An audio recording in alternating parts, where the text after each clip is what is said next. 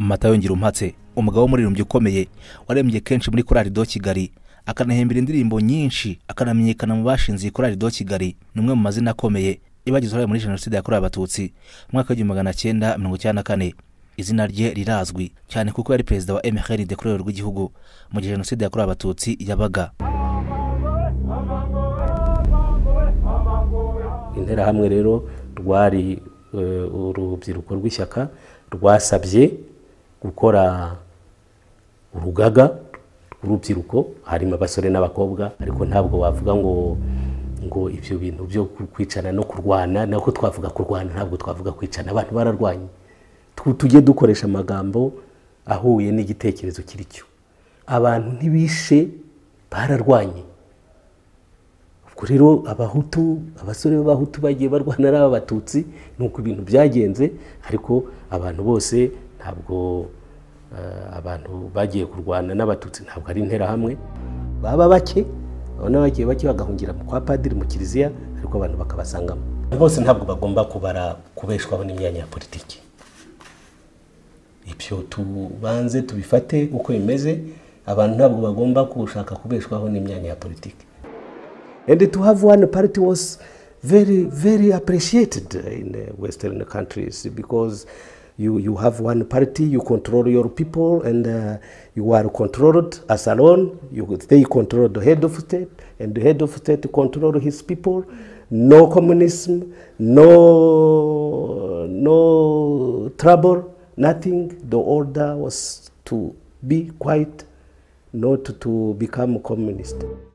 Habyarimana Ramba Sugira Sagamba Terimbere turi kumwe. Abatese nimwe tubwira imigambi Republika kabiri. Kwese militante na milita turashimira nyakubahwa General Major Habyarimana Juvenal uwo mubyaro dahemna kuduha inama mubyeyi warukuye haga ijoro rigize maze umujinya urashira aduha amahoro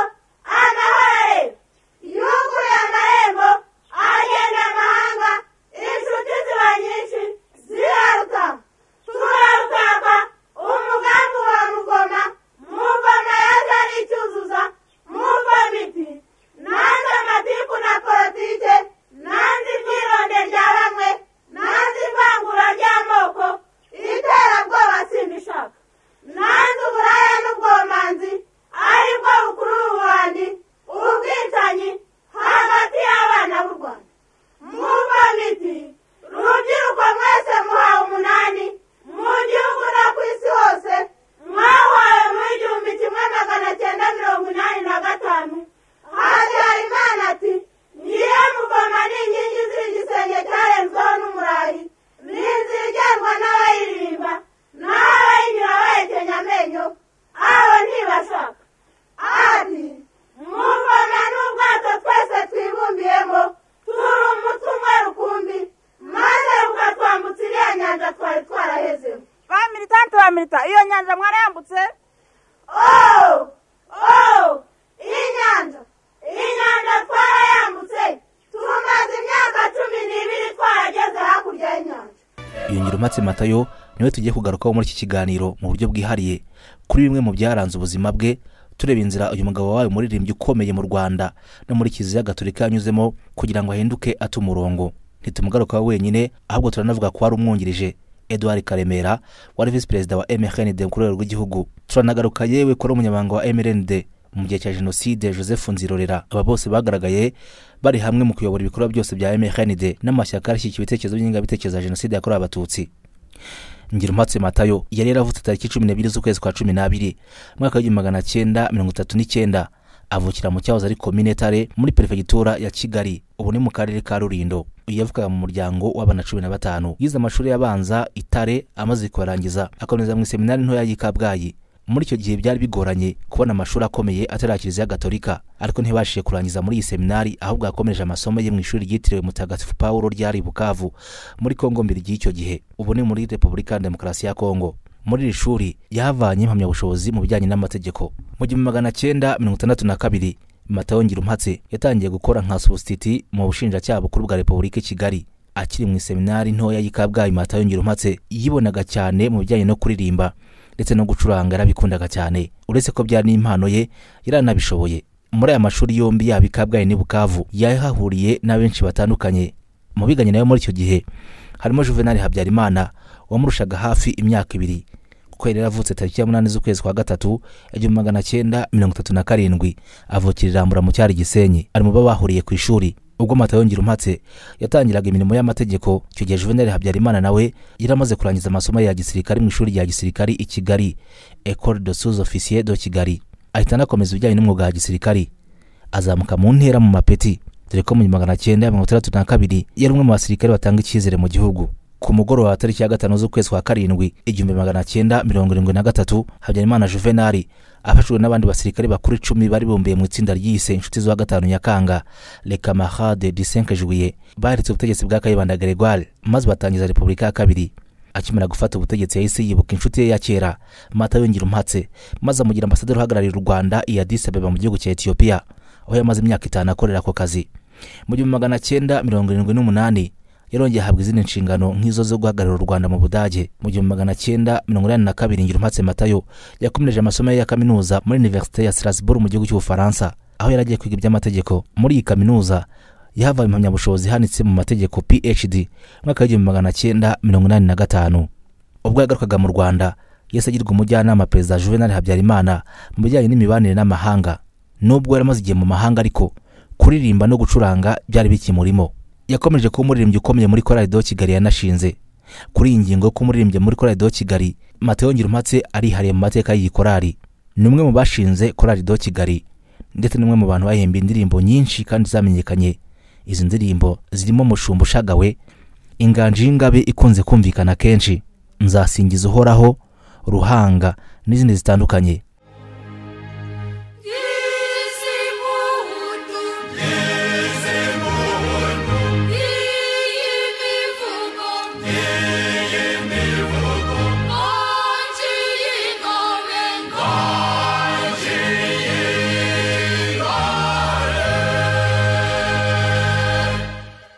Nyuma y'aha myaka 1980 yaretse kuba umujyanama Perezida Habyarimana mu by'imibanire n'amahanga, ahita agirwa umuyobozi mukuru w'ikigo cy'ubwishingizi Sonarwa.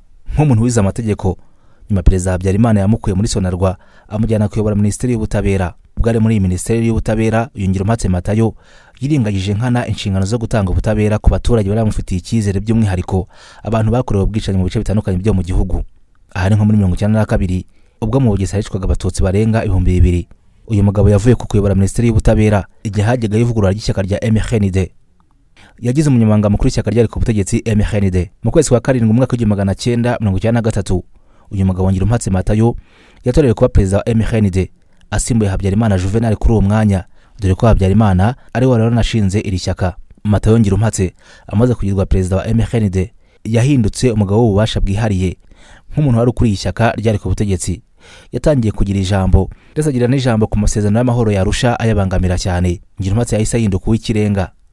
Akimara kugirwa perezida wa MRND yakoze ibishoboka byose ashakira interahamwe intwaro zirimo imbunda zigezweho nka Kalashnikov, amasasu, grenade n'ibindi bikoresho bitandukanye byari kuzakoreshwa muri politiki yo gutoteza abatutsi no kubarimbura.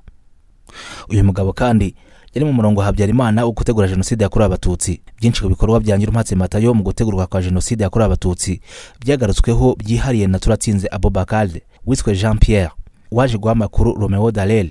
Mu buhamya bwa Jean Pierre yavuze ko MRND yari irimo itegura jenoside ndetse by'umwihariko mu gihe bikenewe byose interahamwe zari zimaze kubigezwaho, ngo intego yari kwica abatutsi kandi bakabikora mu kanya gato. Kuva mu kwezi kwa mbere kugeza mu kwezi kwa 4 1994 Ngirumpatse Matayo yakoze ibishoboka byose mu gukira buri kimwe cyose mu mwanya wacyo kugira ngo jenoside izakorwe mu buryo yayishakagamo. Mu kwezi kwa 4 1994 Perezida Habyarimana ubwo yari amaze kuva ku izima noneho agiye gushyira amasezerano ya Arusha umukono, Ngirumpatse Matayo yawe igice cy'abanyapolitiki bo muri MRND batumvaga amasezerano y'amahoro ya Arusha. Ngirumpatse Matayo niwe watangaga amabwiriza yo kuri rwo hejuru rwo gukora jenoside, ndetse kandi yakomeje kuyobora jenoside kugeza ubwo ingabo za RPA inkotanyi zatsindaga urugamba rwo kubohora igihugu. Mu kwezi kwa 7 1994 nawe kimwe n'abandi ba genosideri nkawe yarahunze ahungira mu gihugu cya Mali. Aha muri Mali Ngirumpatse Matayo yakomereje ibikorwa byo gupfobya jenoside no kuyihakana. ndetse kandi yakomeje n'imirimo itandukanye mu ishyaka ryari rimaze gushingwa ryitwa RDL mu mugambi wo kujijisha kugira ngo bajijishe amahanga bayayobye kuri jenoside rimaze gukorwa mu Rwanda. LDR ni ishyaka ryari yarashingiye mu nkambi ya Mugunga muri Kongo 1995 mu nyungu z'abara genosideri zirimo gupfobya no guhakana jenoside yakorewe abatutsi. Ariko nyuma y'aho urukiko mpuzamahanga mpanabyaha rwakiriyeho u Rwanda rutangira imirimo yarwo no gushakisha abagizemo uruhare, Matayo Ngirumpatse yaracecetse ahubwo atangira kwihishahisha. Tariki ya 17 z'ukwezi kwa gatandatu 1998 yarafashwe yoherezwa i Arusha aho yagombaga kuburanishirizwa. Uwa kabiri tugarukaho ni Edouard Karemera wari vice perezida w'ishyaka rya MRND, nawe wari wungirije Matayo Ngirumpatse. Uyu Karemera yavutse tariki ya 2 z'ukwezi kwa 9 1961 avukira mu cyahoze ari komini Mwendo mu cyahoze ari prefecture ya Kibuye. Uyu munyapolitiki yagizwe vice perezida wa MRND mwaka wa 1993 mu gihe habagaho impinduka. Mu rupfu rwa perezida Habyarimana Edouard yagizwe minisitiri w'ubutegetsi bw'igihugu n'amajyambere ya komini mu kwezi kwa 5 1994. Ariko na mbere yuko agirwa minisitiri n'undi yagize uruhare rukomeye muri jenoside yakorewe abatutsi by'umwihariko mu cyari Kibuye yavukagamo. Uyu rero mu kwezi kwa 7 mwaka wa 1994 ubwo ingabo za RP Inkotanyi zahagarikaga jenoside yakorewe abatutsi yarahunze ahungira muri Togo aho yakorewe ibikorwa byinshi bitandukanye ibyo gupfobya no guhakana jenoside yakorewe abatutsi mu ishyaka rya RDR. Tariki ya 5 z'ukwezi kwa 6 1998 yatawe muri yombi yoherezwa mu rukiko mpuzamahanga mpanabyaha rwakiriyeho u Rwanda i Arusha. Uwa gatatu mu bo twagarutseho uyu munsi ni Joseph Nzirorera wari umunyamabanga mukuru w'ishyaka rya MRND nawe ufite amateka mu itegurwa rya jenoside yakorewe abatutsi. Uyu Nzirorera yavutse mu mwaka wa 1950 avukira mu cyahoze ari komini Mukingo muri prefecture ya Ruhengeri. Kimwe n'abana bo mu gihe cye bari benshi mu cyahoze ari Ruhengeri yabashije kujya mu ishuri maze ku myaka 25 y'amavuko. Ubwo ari mwaka wa 1975 nibwo yabonye impamyabushobozi y'ikiciro cya kabiri cya kaminuza yavanye muri kaminuza nkuru y'u Rwanda mu bijyanye n'ubwubatsi civil engineering. Nk'umuntu warangije ishuri kandi ubutegetsi bwari bufitwe n'abahutu b'abakiga ntibyamugoye kubona akazi. Mwaka yakurikiye mwaka wa 1976 yese agirwa umuyobozi mukuru w'ishami ryo kubaka imihanda muri Minisiteri y'Ibikorwa Remezo. Uyu mwanya mu Nzirorera yarashyizwemo nimwe mu myanya yahoraga n'amafaranga menshi y'igihugu. Nzirorera yagize ijambo rikomeye mu gihugu mu gihe cyo kubaka imihanda ndetse abantu mu majyaruguru bigiraho bavuga ko n'imihanda ari ya Nzirorera bakajya bagira bati ugu muhanda no gwa Nzirorera. Nyuma y'igihe ari kuri uyu mwanya mwaka wa 1980 yinjiye muri guverinoma ari minisitiri mu biro bya perezida wa Repubulika. Ugeze mu 1981 yahaye kuyobora Minisiteri y'Ibikorwa Remezo ndetse nuko yagiye ihinduka kenshi ikanongerwamo n'ibijyanye n'ingufu ndetse n'amazi. Uyu mugabo niwe kenshi wagiye ayobora imishinga migari yo kubaka ibyo bikorwa remezo kandi kuva 1981 Nzirorera Joseph yanabaye umudepite wa MRND kugeza 1989. Nanone kuva tariki ya 20 z'ukwezi kwa 12 1983 Nzirorera yatorewe kujya muri komite centrale ya MRND. Iyi kabisa naho rwa rwego rufite ububasha ntagereranwa mu gihugu cyose mu ishyaka.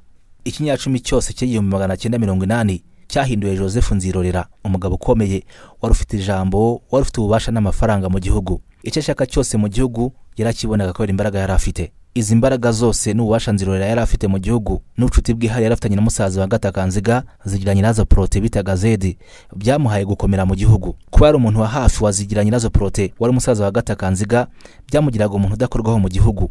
Yakoraga icyo ashatse. Yavukaga kandi muri prefecture ya Ruhengeri yoborwa n'uyu mugabo Zigiranye nazo Prote bagakorana imishinga myinshi mu gihugu. Nzirorera yaramenyekanye cyane abicyogere. Nababwiye ko byageze n'aho abaturage bakajya bavuga yuko imihanda iri mu gihugu ari ya Nzirorera. Batuga umuhanda n'ugwa Nzirorera. Iyi mvugo yamenyerewe cyane ku bantu bo mu majyaruguru. N'ubu nteka yuko ahari ishobora kuba itaracika. Kubera amafaranga ndetse no kugira ijambo byaramworoheye cyane kumenyekana no kugira ijambo. Nzirorera ubwe mu gihe cyose yayoboye Minisiteri y'Ibikorwa Remezo afatanije n'abandi bantu bo mu kazu yagiye yimura ibikorwa byagombaga kubakwa ahantu hatandukanye akabishyira ahandi. Ingero zizwi muri iyi politiki yo kuyobya ibikorwa remezo by'iterambere bikajya mu duce twa Gisenyi na Ruhengeri na Byumba bikava ahandi cyane cyane mu bice byarimo abatutsi. Ni imihanda ya kaburimbo harimo umuhanda wa Kigali Nyamata waganaga Bugesera, umuhanda waganaga mu mujyi wa Nyanza uvuye ku muhanda munini wa Kigali Butare ahitwa ku Bigega ndetse n'umuhanda wa Kigali Kibuye nawo iyubakwa ryawo ryaburijwemo kenshi cyane. Iyi mihanda yagendaga ijyanwa ahandi. Iki ni Nzirorera kandi yakoze afatanije na Prote Zigiranye nyirazo. Bakoresheje imbaraga bari bafite baburizamo ibakwa ry'ishuri rya Izaye ryagombaga gukirwa ikaduha muri Gikongoro maze ryimurirwa i Busogo muri Ruhengeri. aho ubona rero hubatse Izaye Busogo yagombaga kuba Izaye Kaduha, ikubakwa Kaduha mu cyahoze ari Gikongoro. Ibi babikoze kubera ko Kaduha ngo cyari igice gituwe n'abatutsi benshi kandi ntago babishakaga. Mwaka w'1991 ubwo MRND yahinduraga gahunda yayo ikareka kubishyaka rimwe rukumbi mu gihugu ikinjira mu guhanganira abarwanashyaka n'andi mashyaka yari amaze kuvuga icyo gihe nka MDR, PSD, PR n'andi atandukanye. Nzirora yakomeje kuba umuntu wihariye mu bijyanye no kugira imbaraga mu gihugu kugeza ubwo inteko rusange y'ishyaka rya MRND yateranye ku itariki ya 3 n'iya 4 mu kwa karindwi 1993 yatorewe kuba umunyamabanga mukuru wa MRND, aho yari asimbuye kuri uyu mwanya Matayo Ngirumpatse amaze kuba perezida w'ishyaka rya MRND. Nzirorera Joseph amaze kuba umunyamabanga mukuru wa MRND yagumye kuba umuntu ukomeye mu gihugu unaba hafi ya perezida Habyarimana mu bihe bitandukanye ndetse na Matayo Ngirumpatse. Nzirorera yabaye igihe kirekire mu bantu bashyigikiye perezida Habyarimana muri politiki ze z'igihe kirekire zo kuvangura n'ingengabitekerezo. Nzirorera Joseph nawe ntiyarashyigikiye amasezerano y'amahoro yarusha kwabaho, yagaragaye kenshi arwanya amasezerano ndetse binavugwa yuko ubwo Habyarimana yari mu rugo rwiwe mu Gasizana Roger Jacques Bobo warahagarariye umuryango w'abibumbye mu Rwanda. Nzirorera Joseph ngo yabwiye Habyarimana ko atamera ibyari bikubiye mu masezerano y'amahoro yarusha. Nyuma y'urupfu rwa perezida Habyarimana, Nzirorera Joseph ari kumwe na Ngirumpatse Matayo ndetse na Edouard Karemera bafatanyije na Colonel Theoneste Bagosora bakize mu bikorwa jenoside yakorewe abatutsi. Nzirorera amaze kubona ko hagiye guverinoma y'abatabazi yashakishije uburyo nawe yaba perezida wa Repubulika ariko ntibyamukundira.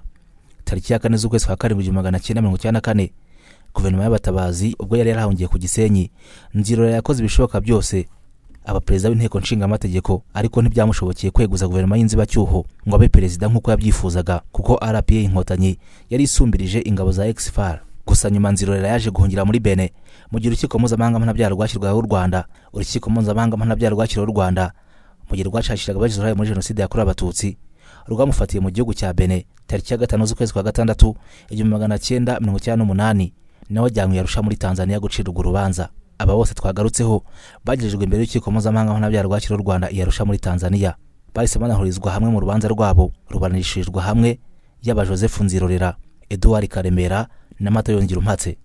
Joseph Nzirorera yitabye Imana urubanza rwe rutararangira kuko yapfuye ku itariki ya 2 z'ukwezi kwa 7 mu 2010 azize virusi itera sida. Gusa abandi babiri basigaye aribo Matayo Ngirumpatse na Karemera baje gukatirwa igihano cya burundu n'urugereko rwa ICTR tariki 21 z'ukwezi kwa 12 2011 nyuma yo guhamwa n'ibyaha bya jenoside. Gusa aba bombi bajurira iki cyemezo tariki 24 z'ukwezi kwa 9 2014 urugereko rw'ubujurire rushimangira icyo gihano cya burundu kuri bose. Bajyanywe gufungirwa mu gihugu cya Senegal. Aha niho Edouard Karemera yaguye tariki ya 2 z'ukwezi kwa 9 2020. Ubusigaye ukiriho muri aba ngaba ni Matayo Ngirumpatse ufite imyaka 83. Wakoze cyane wewe kuri iki kiganiro ibyahishwe. Icya none na hato gishoreje. Iki kiganiro mwagitegura na Bizimana Christian ari kumwe na Prudence Nsengumukiza. Mukomeze mukore subscribe ku Ntsinzi TV. Niba mwifuza kumenya amateka aranze u Rwanda yabasanzwe n'afatanye isano na jenoside yakorewe abatutsi. Ibihe byiza naho butaha.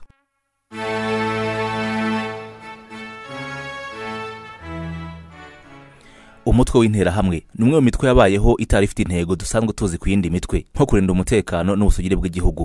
Iri ni izina risa nk'ari kimenya bose kuri buri muntu, ku munyarwanda yewe no kugeza ku banyamahanga batabonye jenoside yakorewe abatutsi. Mu kiganiro ibyahishwe uyu munsi reka tugaruke kuri byinshi utamenye ku mutwe w'intera hamwe. Natanze amabwiriza ko mu kwezi kwa 7 intera hamwe zigomba kuba ziri mu makomini yose.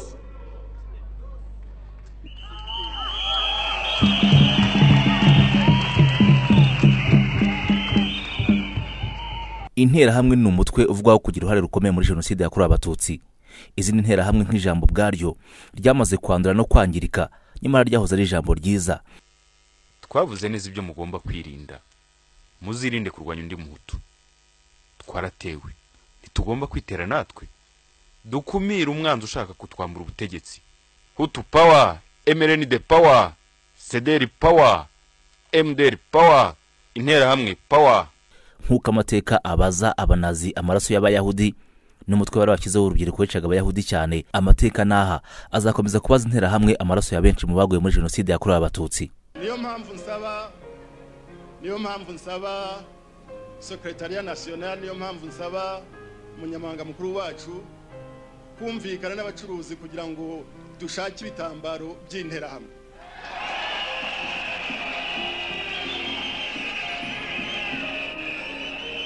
kuko interahamwe iyo ziri mu mwambaro wazo ziraberwa rwose, ugasanga ntibashake rero.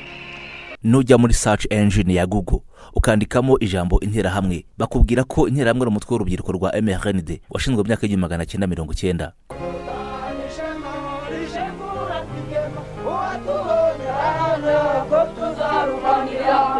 wima igihugu amaraso akazanyurwa n'imbwa kandi zikayanywera ubusa. Intero ni imwe, inyikirizo ni imwe.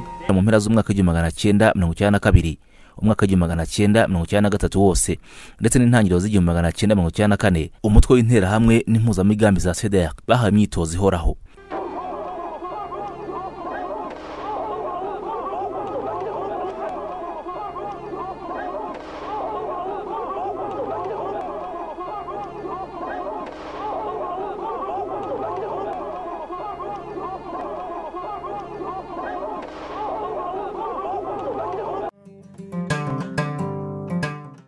Ku isi yose habarirwa imitwe ya gisirikari cyangwa itwara gisirikari irenga amamiliyoni n'amamiliyoni. Imyinshi muri yo ibiraje gushinga no guharanira ubusugire bw'igihugu cyangwa ahandi bayahaye inshingano zo kubarindira umutekano. Mu Rwanda naho uhasanga imitwe y'ingabo itandukanye n'indisa nk'itwara gisirikari, ha mu bihe bya mbere ndetse no mu bihe by'ubu. Umutwe w'interahamwe ni umwe mu mitwe yabayeho itari ifite intego dusanzwe tuzi ku yindi mitwe nko kurinda umutekano n'ubusugire bw'igihugu. Iri ni izina risa nk'ari kimenya bose kuri buri muntu, ku munyarwanda yewe no kugeza ku banyamahanga batabonye jenoside yakorewe Abatutsi. Mu kiganiro ibyahishwe uyu munsi, reka tugaruke kuri byinshi utamenye ku mutwe w'interahamwe. Ndanagushishikariza gukora subscribe tukajya tubana mu biganiro nk'ibi. Ikiganiro cyo kuri uyu munsi mwagiteguriwe na Bizimana Christian, naho nge wagitunganije munumva mwijwi, nitwa Prudence Nsengumukiza. Interahamwe ni umutwe uvugwaho kugira uruhare rukomeye muri jenoside yakorewe Abatutsi. Izindi nterahamwe nk'ijambo bwaryo ryamaze kwandura no kwangirika, nyamara ryahoze ari ijambo ryiza ugendeye ku gisobanuro cyaryo mu magambo y'Ikinyarwanda. N'izina risobanura ubufatanye bwo gukorera hamwe no guhuza imbaraga kw'abantu bagakorera hamwe igikorwa runaka kandi bakagisoza mu gihe runaka. Iki ni igisobanuro cy'izina ryari ryiza ariko ryambitswe icyasha, kandi ryahoze ari ijambo ryiza mu Kinyarwanda buri wese yashoboraga kuba yakwishimira kwitwa cyangwa kwiturungana arimo. Nta gushidikanya kuba ari nayo mpamvu abari mu ishyaka rya MRND babarayisemo izina nk'iri ngiri, bakaryita umutwe w'abahezanguni witwaraga gisirikare wagendera ku ngengabitekerezo ya jenoside. Ahanini umutwe wifuza gushyira mu bikorwa politiki y'urwango, unahitamo gutoza abagomba kuwufasha, bakabicengezwamo bakajya gukora ibyo bikorwa bishyizeho umutima wabo wose. Mu Budage mu bihe bya Hitler nabwo ishyaka ry'abanazi ryari ryarahise umutwe w'insoresore zari zishyigikiye amatwara y'ishyaka ry'abanazi, umutwe wa Gestapo. Uyu ni nawo wagize uruhare rukomeye mu icwa rya miliyoni 3 z'abayahudi baguye muri jenoside yabakorewe. Abazibonye bagusobanurira ko interahamwe bari abantu bakanganye cyane, bahoraga biteguye kwica, babaga bambaye impuzankano zabo, abenshi muri bo kandi ngo babaga bananywe ibiyobyabwenge, bahutazaga icyo bahuye nacyo cyose. Ibi byatumaga babona wese icyo yakoraga kuruta ibindi kwari uguhunga agakiza amagara ye. Nk'uko amateka abaza abanazi amaraso y'abayahudi n'umutwe wari wakizeho urubyiruko wicaga abayahudi cyane, amateka naha azakomeza kubaza interahamwe amaraso ya benshi mu baguye muri jenoside yakorewe Abatutsi. Tariki ya 15 z'ukwa 11 1992 mu cyahoze ari prefegitura ya Ruhengeri, wari perezida w'u Rwanda Juvenal Habyarimana, we na perezida w'ishyaka rya MRND ku rwego rw'igihugu, yavugiye imbwirwaruhame imbere y'abaturage n'abarwanashyaka be, avuga ko atemera imishyikirano y'amahoro ya Arusha. Anagaruka ku nterahamwe mu magambo ye n'uburyo zigomba gushakirwa imyambaro yabaga ikoze mu bitenge ndetse n'ibikoresho. Imvugo yabaye ingiro. Interahamwe ntizashakiwe imyenda gusa, ahubwo zashakiwe n'ibikoresho. Nujya muri search engine ya Google ukandikamo ijambo interahamwe, bakubwira ko interahamwe ari umutwe w'urubyiruko rwa MRND washinzwe mu myaka y'1990. Ku itariki ya 11 z'ukwa 11 1990, Mugesera Leo wari umujyanama ushinzwe politiki mu banye n'amahanga bukuru bwa MRND Kigali yanditse ibaruwa ayandikisha intoki. Iyi baruwa yari ifite ikirangantego cya MRND. Mugesera yandikiye umusirikari mukuru wo mu ngabo za leta y'icyo gihe wari ku rwego rwa koloneli. Muri iyi baruwa Mugesera yabwiraga uyu musirikari ibintu bitandatu by'ingenzi kandi byihutirwa gukora. Yagiraga ati, nkuko nabiguhayemo igitekerezo ejo hashize, aho kugira ngo abantu bapfe bicaye basubire mu bucakara, ubuja n'ikiboko, ikiruta nuko bafata intwaro bakarwana. Icya kabiri, abaturage b'igitsina gabo dufite bari hagati y'imyaka 15 na 29 bagira ku 965 1959. Birashoboka rero ko twashakamo abantu byibura 100,000 bakomeye, bashyushye kandi bemera amahame yacu. Ibigo by'amashuri ya kaminuza n'ibyandi mashuri yisumbuye byakwifashishwa mu kubaha imyitozo ya gisirikare mu gihe cyihuse. urare mu ntambara ruratureba twese. Icya 10 cy'umushahara wa buri wese cyagombye gutangwa kugira ngo iyo dosiye ishobore gutungana. Icya 6 yacorejeho yagize ati biramutse bikozwe muri ubu buryo umubare mwinshi w'abaduteye ntacyo waba ukivuze kuri twebwe. Ku mugereka w'iyo baruwa Leo Mugesera yashyize imibare y'abaturage yari yarakozwe n'ishami ry'igihugu ry'imibereho myiza y'abaturage, Office Nationale de la Population ONAPO. Nanone ku itariki ya 9 mu kwa karindwi 1991 hari baruwa yohererejwe Minisitiri muri Presidence warushinzwe umutekano. Iyi baruwa yari kubiyemo inyandiko mvugo y'inama yari yabaye uwo munsi iyobowe na Minisitiri w'umutekano mu gihugu General Augustin Ndindiriyimana.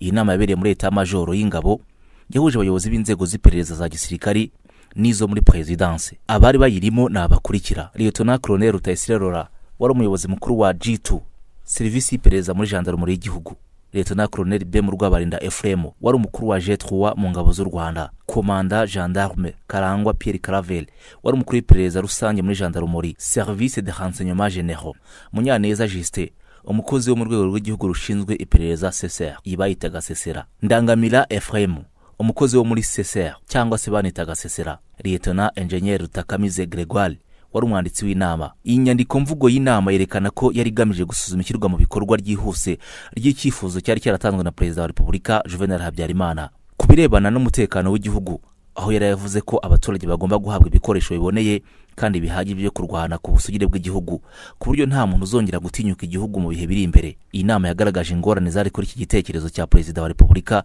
Zimwe muri zo zari zikurikira: iya mbere yari amafaranga ataboneka yo guha urubyiruko rwinshi intwaro. Iya kabiri kwari uko imicungire y'intwaro z'uwo mutwe wari ugiye kujyaho yari kuzagorana. Gusa nanone bagaragaje icyakorwa. Icya mbere kwari uguha imbaraga polisi ya komine igahabwa ibikoresho bihagije ikanongerwamo abahoze ari abasirikare basezerewe inkeragutabara.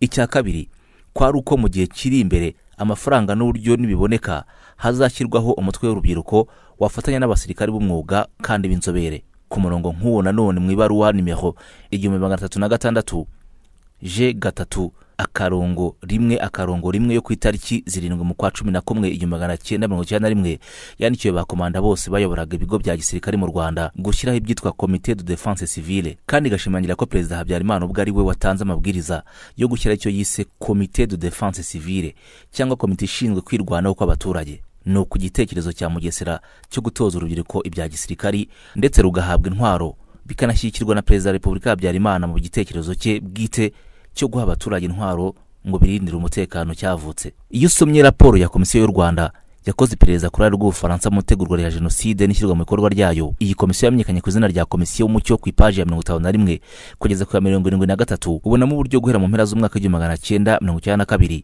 umwaka w'1993 wose ndetse n'intangiriro z'1994 umutwe w'intera hamwe n'impuzamigambi za CDR bahaye imyitozo ihoraho mu matsinda atandukanye yagiye asimburana mu bigo bya gisirikare n'ahandi hantu hatoranijwe. Mwaka w'1993 mu kigo cya gisirikare cya Gako mu Bugesera hatangiye imyitozo ku itsinda ry'intera hamwe 425. Ibi byemejwe na Lieutenant Tuyisenge Jean de Dieu wiyemereye ko ari umwe mu batanze imyitozo ku ntera hamwe mu kigo cya Gako mu buhamya yahaye Komisiyo y'Umucyo. Muri uwo mwaka w'1993 Inyandungu mu mujyi wa Kigali ahaberaga imyitozo y'abaparakomando b'Ikanombe hatorejwe itsinda ry'intera hamwe n'impuzamugambi 310 batozwaga n'abasirikare b'abaparakomando mu masaha y'igicuku kuva saa 6 z'ijoro kugeza mu rukerera. Mu ishyamba rya Gishwati naho hatangiwe imyitozo ku matsinda y'intera hamwe igatangwa n'abasirikare bo mu kigo cya Bigogwe no ku Mukamira, kandi hatangiye imyitozo y'intera hamwe. Ahandi hatangiye imyitozo y'intera hamwe ni mu kigo cya gisirikare cya Gabiro. Muri iki kigo bivugwa ko waruyoboye ibikorwa byo gutanga imyitozo yari Kapiteni Faustin Ntirikina na Major Rwabukwisi Vincent. Umwe mu basirikare batangaga imyitozo witwa Ndindabahizi yabwiye Komisiyo y'Umucyo ko igabiro intera hamwe zigishwaga kurasa ndetse n'uburyo bwo kwica hakoreshejwe ibikoresho gakondo. Umwe mu ntera hamwe zatorejwe igabiro wari n'umuyobozi wazo muri komini Shyorongi witwa Sebitabi Joseph yahamirije Komisiyo y'Umucyo ko intera hamwe zatorejwe igabiro zari hagati ya 600 na 700. Muri Universite y'Inyakinama mu gice cya Ruhengeri naho hatangiye imyitozo y'intera hamwe. Aho imyitozo ku ntera hamwe yatangwaga n'abasirikare b'u Rwanda FARC bafatanije n'abafaransa bari bayobowe na Colonel Cholet.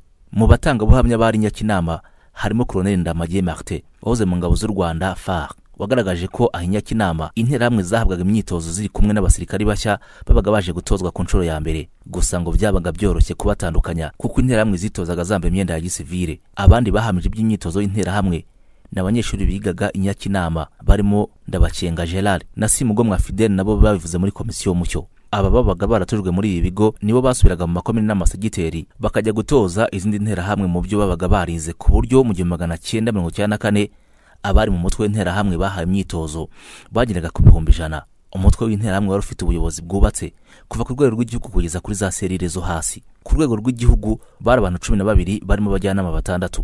Perezida wo ku rwego rw'igihugu yari Kajuga Jerry Robert. Kajuga Robert wavukaga mu cyahoze ari prefecture ya Kibungo, yavukaga ku mubyeyi umwe w'umututsi ari we se na nyina w'umuhutukazi. Hari n'abantu benshi mu muryango we bivugwa ko bazize jenoside yakorewe abatutsi. Ubwo jenoside yakorewe abatutsi yahagarikwaga n'ingabo zaho zari za RPA Inkotanyi, yahise ahunga. Hari inyandiko zigaragaza ko Kajuga Robert yaguye Kinshasa muri Repubulika ya Demokarasi ya Kongo azize virusi itera sida. Vice Perezida wa mbere w'interahamwe ku rwego rw'igihugu yari Ruhumuriza Phineas. Ruhumuriza Phineas yavukaga mu cyahoze ari prefecture ya Gitarama muri komine Murama. Mbere ya jenoside ari umucuruzi n'ubundi Gitarama. Uyu Ruhumuriza Phineas wahoze afite ipeti rya kaporali mu ngabo za leta FARC yahungiye muri Kenya igihe jenoside yamaze guhagarikwa. Aha muri Kenya yakoranye bya hafi n'abagenzacyaha b'urukiko mpuzamahanga mpanabyaha rwakiriho u Rwanda rwa Arusha, abafasha kwegeranya amakuru bakamuhemba, ndetse baje no kumuhungisha akarere k'ibyaga bigari bamujyana muri Cote d'Ivoire aho yaguye azize indwara. Vice Perezida wa kabiri w'interahamwe ku rwego rw'igihugu yari Rutaganda George. Rutaganda George no muhungu wa Mpamo Esdras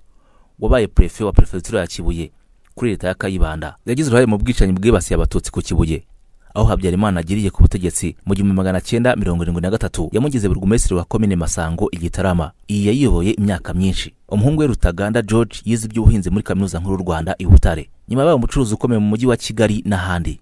Jenoside yakorewe abatutsi mu 1994 imaze guhagarikwa, Rutaganda George yahungiye muri Zambia aho yafatiwe n'urukiko mpuzamahanga mpanabyaha rwashyiriweho u Rwanda ICTR mu 1995. Tariki ya 6 z'ukwa 10 1999 yahamwe n'icyaha cya jenoside maze akatirwa igifungo cya burundu, byemezwa n'urugereko rw'ubujurire bwarwo ku 26 mu kwa 5 mu mwaka wa 2003. Mu gihe cya jenoside yakorewe abatutsi, Rutaganda yayoboye ibitero byinshi by'umwihariko ibyajyaga kwica abatutsi bari bahungiye muri Leta Kicukiro no ku musozi wa Nyanza ya Kicukiro.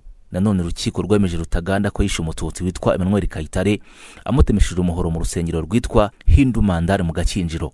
Mu kwezi kwa 6 mwaka wa 2009 Rutaganda George yoherejwe muri Benin ko bariho arangiriza igihano yari yakatiwe, ari naho yaguye tariki ya 11 z'ukwa 10 mwaka wa 2010. nawe bivugwa yuko yazize virusi itera sida. Umunyamabanga mukuru w'interahamwe ku rwego rw'igihugu yari Mbarushimana Eugene. Mbarushimana Eugene yavukaga mu cyahoze ari prefecture ya Gisenyi, akaba yari umukwe wa Kabuga Feliciane. Mbere ya jenoside yakoraga muri sosiyete Rwanda Shillington Kigali. Afatanije na sebukwe Kabuga Eugene Mbarushimana bivugwa ko hatumijwe imihoro toni 1600. Aya makuru ariko n'ubu Kabuga arayahakana, akavuga ko imihoro yari yatumijwe nk'umucuruzi wese usanzwe wikorera akazi k'ubucuruzi.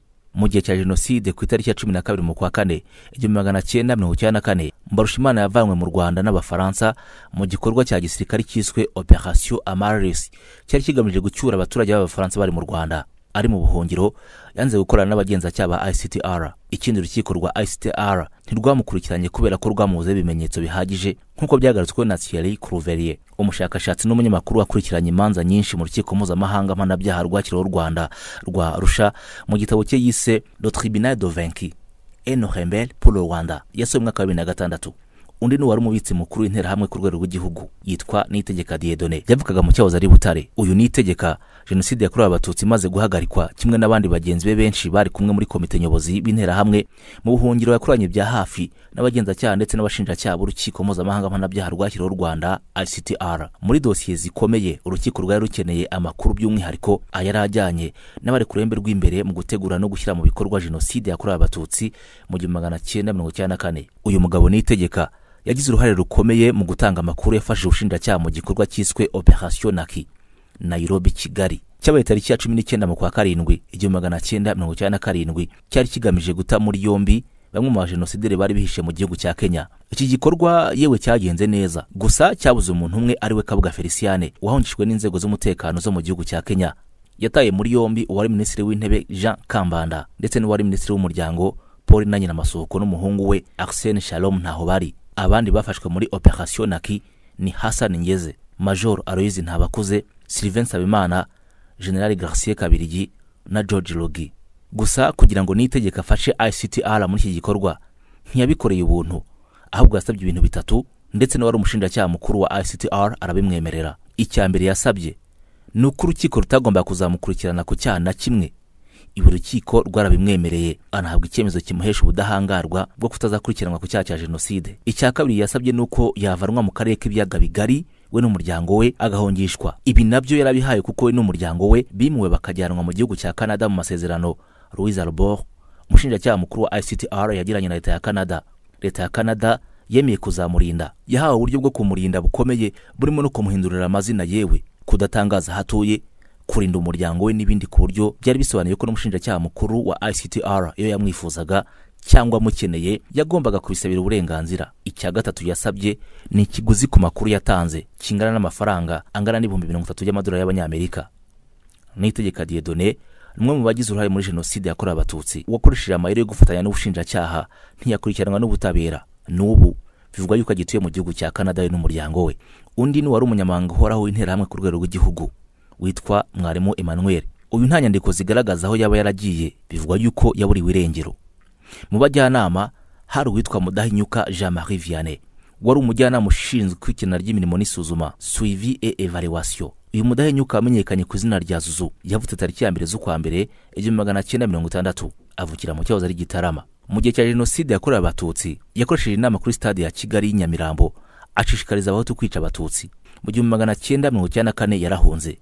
Mwaka wa 2000 niho yageze muri Tanzania za Amerika, aho yageze agahita anahindura amazina yiyita Rugamba Thierry. Mwaka wa 2004 hashingiye ku mpapuro zatanzwe n'u Rwanda yatawe muri yombi afungirwa muri Amerika, nyuma za koherezwa mu Rwanda tariki 28 mu kwa mbere mwaka wa 2011, dore ko yari yakatiwe n'inkiko gacaca imyaka 19 y'igifungo. Yabaye umunyarwanda wa kabiri wari uhererejwe na Tanzania za Amerika mu Rwanda nyuma y'undi witwa Amos Kagabo. Undi mujyanama ni Joseph Serugendo, wari ushinzwe ubushakashatsi mu buyobozi bw'interahamwe naho hari ku rwego rw'igihugu. Uyu Serugendo yavutse mu 1953 muri segiteri Murambi, komini Satinski ku Gisenyi. Yavuye mu Rwanda mu 1994 ahungira muri Kongo mu cyahoze ari Zaire. Icyo gihe nyuma akomeza muri Gabo. Uretse kuba mu buyobozi bw'interahamwe, Serugendo yari numwe mu bagize inama y'ubuyobozi ya RTLM, akaba ari na diregiteri wayo ushinzwe bya tekiniki. Yafatiwe mu gihugu cya Gabo tariki ya 16 mu kwa 9 mwaka wa 2005, ajyanwa Arusha muri ICTR, yemera icyaha akatirwa imyaka 6 y'igifungo.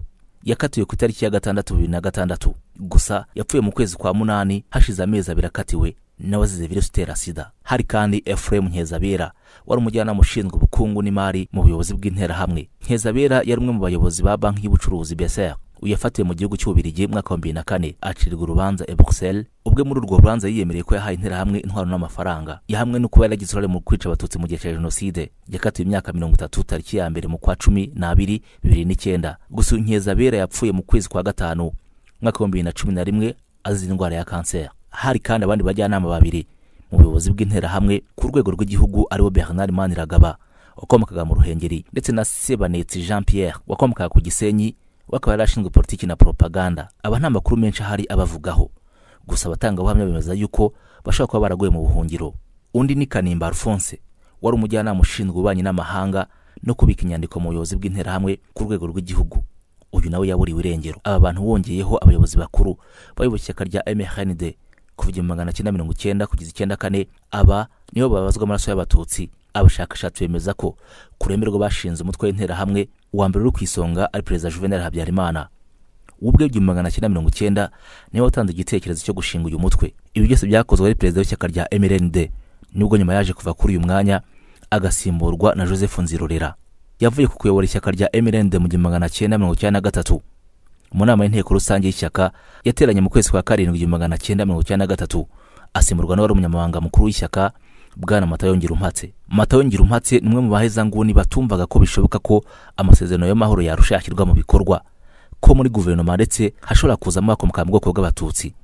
Matayo yahoze ari umunyamabanga mukuru wa MRND, niwe wabaye perezida w'ishyaka rya MRND asimbuye Habyarimana kuri uyu mwanya, wari umaze imyaka 18 kuri uyu mwanya. Matayo Ngirumpatse yahungiye mu gihugu cya Mali, abari hafatirwa mu mwaka wa 1998, ajyanwa muri ICTR yarusha muri Tanzania, aho yamwe n'icyaha cya jenoside n'ibyaha byibasiye inyoko muntu, akatirwa igifungo cya burundu tariki ya 21 z'ukwezi kwa 12 2011, byemezwa n'urukiko rw'ubujurire mu mwaka wa 2014.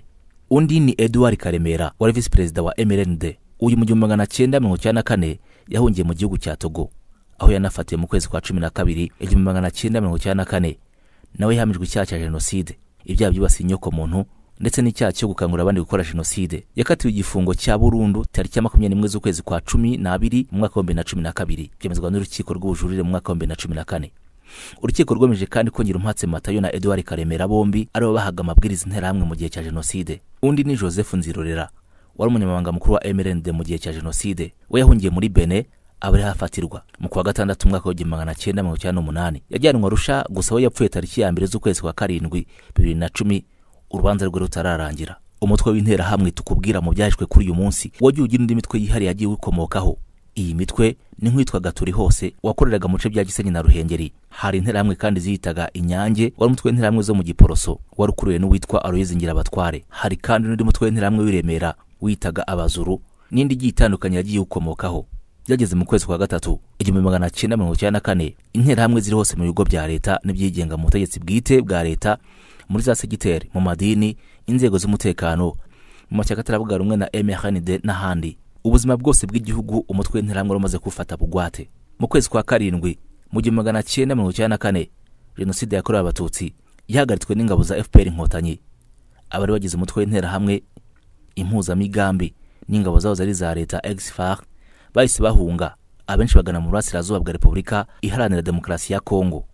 Bagezeyo bagiye mu mitwe itandukanye yagiye iremesha kongera kugaruka mu Rwanda gufata ubutegetsi. Abariko bakomeje kurushwa ingufu n'ingabo za FPR Inkotanyi. Wakoze cyane we wari kumwe natwe kuri uyu munsi mu kiganiro ibyahishwe. Kora subscribe ku Ntsinzi TV tujye tubana buri munsi mu kiganiro nk'iki cyangwa n'ibindi bizajya bikungura ubumenyi ku mateka y'igihugu cy'u Rwanda. Byinshi wahishwe utabashije kumenya, ni mwanya wo kumenya mu byahishwe ku Ntsinzi TV. Mugire ibihe byiza naho butaha. Nahamagaye abakozi bacu ba mu maprefegitura ngo bazabivugane n'abaperezida ba MRND mu maprefegitura. Dufite uburyo tuzabafasha, ndashaka kandi ntagomba kuvuga hano, ku buryo mu kwezi kwa 7 interahamwe zizaba ziri hose.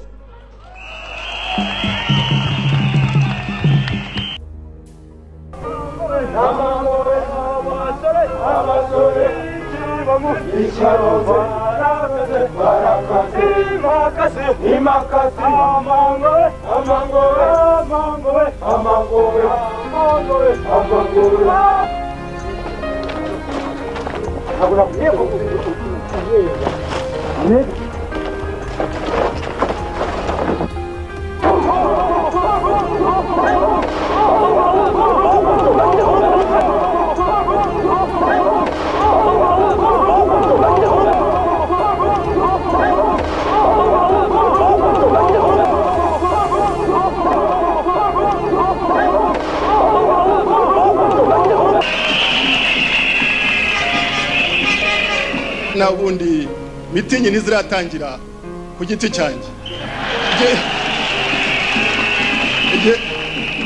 Igihe zizatangirira nzatuma ku nterahamwe maze tumanuke kuko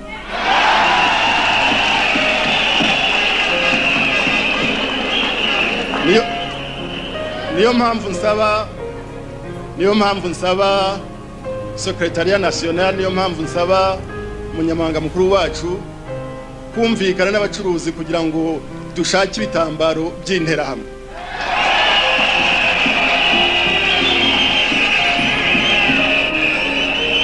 Kuko interahamwe yo ziri mu mwambaro wazo ziraberwa koko, ziraberwa rwose. Basanga ntibashake rero, barambwiye ngo icyo gitambaro cyahenda ariko nticyahenda kurusha indi myenda tugura. Nibashake ibitambaro by'interahamwe zambare zigaragara. Igihe rero nikigera nzabatumaho mwese, nzababwira interahamwe ni tujyane. Barambwiye ngo we ngo nujya kwiyamamaza ngo uzajyana abasirikare bawe ngo kugira ngo abare bo bakwamamaza, ntibanyamamaza hari icyo se. Ariko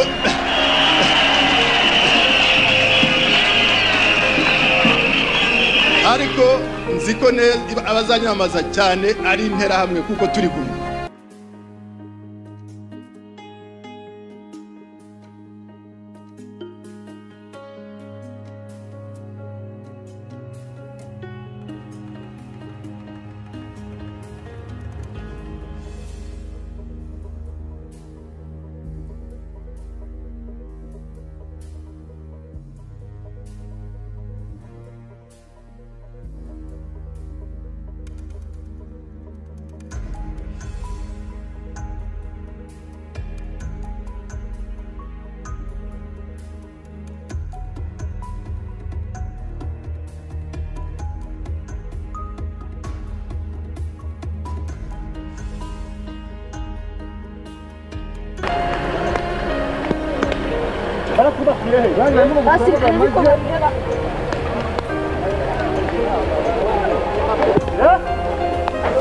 twashimiye rero perezida Habyarimana ko yareze neza azakomeze aturerere neza turamushimiye n'ubu abanyarwanda bari hano ndetse bamuhera amashyi n'inkuyu